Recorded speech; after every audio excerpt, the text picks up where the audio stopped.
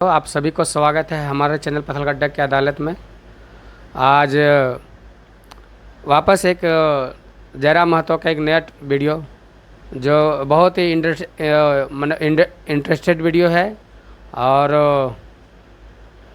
बहुत कुछ है ना, इससे सीखने को भी मिल रहा है। जैसे अभी आप देख रहे हैं कि वो टाटा कंपनी जो झारखंड की जो कंपनी ज़मीनें लिए है उनके बारे में जो जयरामदा जो बोल रहे हैं उसमें हम सभी झारखंडी भाइयों को उसके लिए बारे में बहुत गहरी सोचना चाहिए। हालांकि ये बहुत पुराना वीडियो है और ये वीडियो को मैं अपने चैनल पे डाल रहा हूँ। आप इस वीडियो को देखिए और इसका क्या निष्कर्ष निकल सकता है और आप मेरे कमेंट शेयर में लिखिए और इस वीडियो को ज़्यादा आगे से आगे बढ़ाइए। धन्यवाद। जोहार। हमें 15,000 एकड़ जमीन का हिसाब दीजिए। हमारे बाप दादाओं ने आपको 15,000 एकड़ जमीन दिया है, आपने मात्र 3,000 एकड़ में काम किया है। बाकी में हम लैला मजनू के लिए पार्क बनाने जमीन नहीं दिए हैं। हम वो बात कहने आए हैं जो बात कहने से अर्जुन मुंडा, सुदेश महतो, बाबूलाल मरांडी और हेमंत सोरेन की हालत खराब हो जाती है।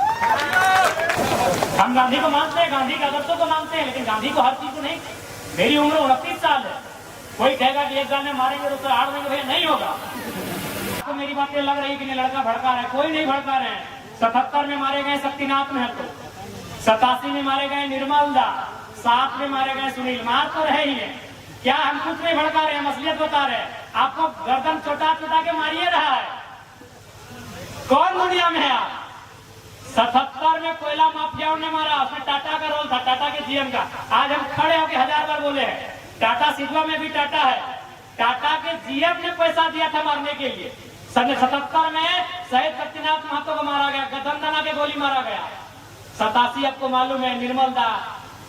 क्या कारण था? झारखंड का तो मटर था ही, सुवर्ण रेखा नदी बहुउद्देशीय परियोजना, कंपनी का रोल वहां भी था। सुनील महतो को मारा गया, उसमें भी बहुत सारे लोगों ने नया नया तर्क दिया। ठीक है, आप खारिज नहीं कर सकते हैं, लेकिन आपको यह भी मानना होगा कि सुनील दा 1 सप्ताह के अंदर केंद्र में कोयला मंत्री बनते। तो अगर कोयला मंत्री बनते तो पेंट में 1 नंबर माफिया लोग करता कि नहीं करता। हल्के में मत लीजिए। गुरु जी जेल में थे, जेएमएम के सबसे बड़े लीडर होते सुनील महतो, शायद सीएम का फेस भी होते, मुख्यमंत्री का फेस होते सुनील महतो। गुरु जी जेल में थे, मुख्यमंत्री का फेस होते सुनील महतो। आसान नहीं है इस मौत को समझना। 77 में मारे गए, 87 में भी मारे गए और 2007 में भी मारे गए, 27 में भी मारे जाएंगे। आपका मौत रुका नहीं है। आपको जो कह रहा है ना कि लड़का भड़का रहा है, वो अपना रोटी सेक रहा है, हम असलियत बता रहे हैं। 2027 में मारे जाओगे और 47 में मारे जाओगे। लिख लो 27 में मारे जाओगे, 47 में मारे जाओगे। लेकिन आप अगर मारे जाते हो, आंसू मत बहाना, काउंटर करना। अगर काउंटर करने का हिम्मत है तो तैयार रहना। आप अगर मारे जाओगे तो काउंटर करना। आप अगर मारे जाओगे तो बेईमानों के साथ, शैतानों के साथ, कोयला माफिया, भू माफिया, बालू माफिया, पानी माफिया, उन लोगों का काउंटर करना। अगर आप मारे जाते हो तो, और नहीं तो ऐसे समय मारे जाओगे, ऐसे मारे जाओगे, ऐसे काटे जाओगे, बेरहमी से मारे जाओगे। चाहे मालूम है कि उनकी नजर तुम्हारी जमीन पे है, उनकी नजर तुम्हारे कोयले पे है, उनकी नजर तुम्हारी बालू पे है, उनकी नजर तुम्हारे संसाधन में है। तुम हमेशा मारे जाओगे। हम कोई भड़काने नहीं आए हैं, हम वो बात कहने आए हैं जो बात कहने से चंपा सोरेन की भी हालत खराब हो जाती है। हम वो बात कहने आए हैं जो बात कहने से अर्जुन मुंडा, सुदेश महतो, बाबूलाल मरांडी और हेमंत सोरेन की हालत खराब हो जाती है। कौन मांगा है टाटा से हिसाब? हम टाटा से हिसाब मांगने आए हैं कि हमें 15,000 एकड़ जमीन का हिसाब दीजिए। हमारे बाप दादाओं ने आपको 15,000 एकड़ जमीन दिया है, आपने मात्र 3,000 एकड़ में काम किया है। बाकी में हम लैला मजनू के लिए पार्क बनाने जमीन नहीं दिए हैं। हमने रियल एस्टेट को बेचने के लिए जमीन नहीं दिया है। हमने बांग्लादेश से आए लोगों को और गैर झारखंडियों को बसाने के लिए जमीन नहीं दिया है। हमने कारखाना खोलने के लिए दिया है। पूरे 15,000 एकड़ में काम कीजिए और उस काम का दाम झारखंडी को दीजिए। कौन सवाल करेगा? करेंगे चंपा जी, कीजिए सदन में सवाल। देखते हैं, गए विद्युत जी संसद भवन गए, कीजिए सवाल। जोबा मांझी संसद गई है, जवा जी करे सवाल, सुदेश जी करे सवाल, हेमंत जी करे सवाल। हम आपके सवाल को लेकर आए हैं, वो सवाल जो 70 सालों से दफन हो गई थी, उस सवाल को लेकर आए हैं। कोई गलत नहीं हमारा सवाल, कोई गलत नहीं हमारा सवाल। हमने रियल एस्टेट बेचने के लिए जमीन नहीं दिया। बीएसएल बोकारो 33,000 एकड़ जमीन, चारों तरफ खटाल, खटाल तो भरने के लिए हमने जमीन दिया है क्या? सिंदरी एफसीआई पूरा मैदान खाली है, कम से कम 3-4 किलोमीटर तक लंबा मैदान खाली है। जहां हम लोग अधिवेशन किए तब देखेंगे मैदान को, किसका है? झारखंड के लोगों का है। 52 गांव, लगभग 52 गांव उजड़े हैं सिंदरी में, उनका जमीन है। तो कहे नहीं सवाल होगा, आपकी हैसियत जितना थी उतना जमीन रखिए, नहीं तो वापस कीजिए। कभी हम मानेंगे ये किसानों का देश है, कभी मानेंगे ये महात्मा गांधी का देश है, कभी मानेंगे ये भगत सिंह का देश है, और नहीं तो चीख चीख के कहेंगे ये ये जनरल डायर का देश है, ये चैंपलिन चार्लिन क्या बोलते हैं उनका देश है। जब गांधी के विचारों को मानेंगे तो हम क्यों मानेंगे? केवल अब कंपनी की बात करते हैं। आप हंस से जंगल उजाड़ दिए, हजारों आदिवासी को वहां से विस्थापित कर दिए। आज भी जनरल डायर जिंदा है, आज भी जनरल डायर इन हवाओं में, इन वादियों में, सत्ता में भी जिंदा है। जनरल डायर सत्ता में जिंदा है। आप उधम सिंह कब बन रहे हैं, ये तैयारी आपकी है। अच्छा, अभी एक मेडलिस्ट हमारी बहाल हो गई, क्या लगता है इसमें राजनीति नहीं है? मैं ये इस विषय पे हम बात नहीं कर रहे हैं। या तो सोनाथ जीतती या तो रजत जीतती, और किनको तकलीफ थी? जो सत्ता में बैठे हैं। क्यों? कुछ दिन पहले वो सत्ता से पिट के गई है, उसका जोरदार नाम होता है। एक एंगल आप इसको तराशिए, वहां पर 1% ही तराशिए, लेकिन इस एंगल को तराशना होगा आपको कि जो 4 को उठा के एक दिन में पटकती है और फाइनल के दिन ड्रॉप आउट हो जाती है। मजाक नहीं है मेरे साथ। एक आप दक्षिण भारत में फिल्म देखे होंगे, एक मिस यूनिवर्स का कंपटीशन था।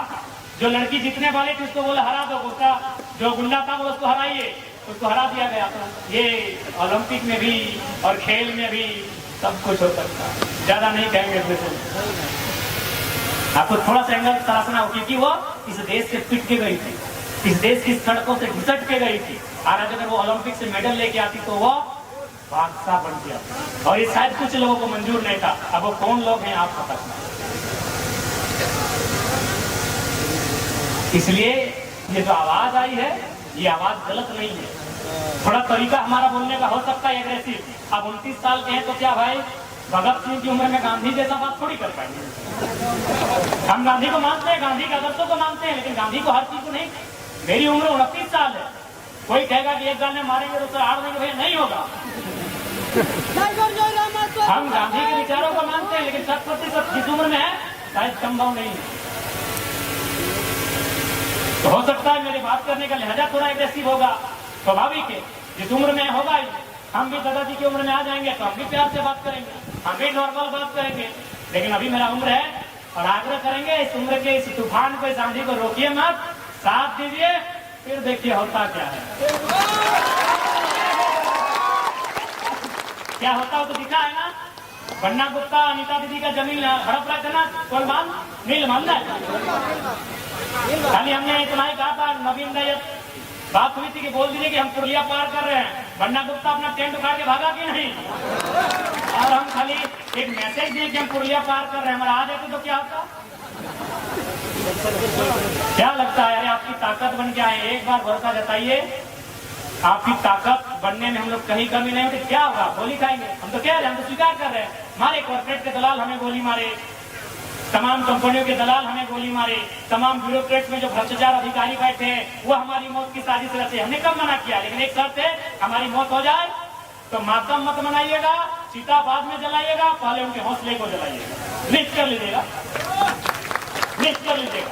जैसे चांडिल डैम, आपको मालूम है कि चांडिल डैम की समस्या किसके कारण है, किस पदाधिकारी में, किस ऑफिसर के कारण चांडिल डैम की समस्या है, लेके डूब जाइएगा। ये हमारी चिता में बिल्कुल किसी को आने की आवश्यकता नहीं है। 10 दिन पड़ा रहेगा, 10 दिन बर्फ में डाल के रखिएगा, 1 महीना बदबू मारेगा हमारी बॉडी से, मारने दीजिएगा। हमारा बॉडी सड़ जाए, सड़ने दीजिएगा। लेकिन सच में अगर गुस्सा लगे तो उनके हौसले को जला के जाइएगा, चिता जला, नहीं तो आप मारे जाएगा।